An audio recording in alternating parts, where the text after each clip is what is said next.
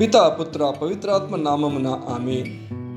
ఈరోజు జనవరి నెల 29వ తారీఖు బుధవారము 2025 అమావాస్య.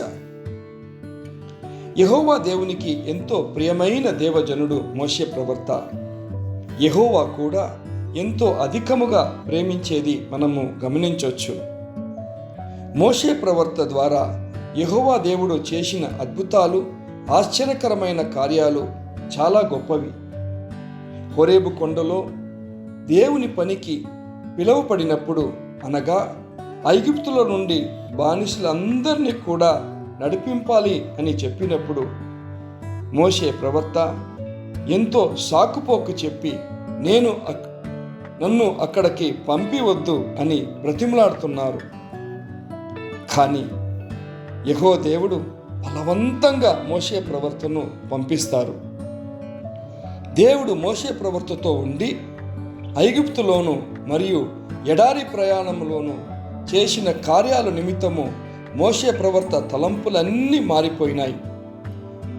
ఒకప్పుడు బలవంతంగా, పూర్ణ విశ్వాసం లేక, పూర్ణ నమ్మకం లేక ఉన్న మోషే ఈ 40 సంవత్సరాల తర్వాత యెహోషువకు తన బాధ్యతలన్నీ అప్పగిస్తున్నప్పుడు ఈ వాక్యం పలుకుతున్నారు.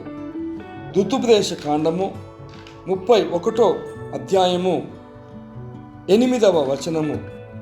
యెహోషువా, నీ ముందు నడుచువాడు యెహోవా, ఆయన నీకు తోడై ఉన్నాడు. ఆయన నిన్ను విడువడు, నిన్ను ఎడబాయడు. భయపడకుము, విస్మయం పొందుకుము.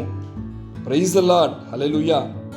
ప్రియమైన సహోదరి సహోదరులారా, అవసరాల నిమిత్తం ఈరోజు బలవంతంగా, పూర్ణ నమ్మకం లేక, పూర్ణ విశ్వాసం లేక ప్రయాణిస్తున్నారా?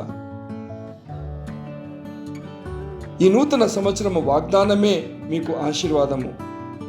మీ జీవితంలో యెహోవా దేవుడు చేయబోతున్న మేలుల్ని బట్టి మీరు కూడా చెప్తారు, ఈ దేవుడు నా తోడై ఉన్నాడు. హల్లెలూయా. ఈరోజు రాత్రి మేరీమాత ఆశ్రమం కళ్యాణదుర్గంలో ఆరాధనలు, ప్రార్థనలు ఉన్నాయి. మీ అందరినీ ఆహ్వానిస్తున్నాను. దూర ప్రాంతం ఉన్నవాళ్ళు ఈరోజు రాత్రి మీ ఇళ్ళలోనే ప్రార్థించండి. ఆమేన్.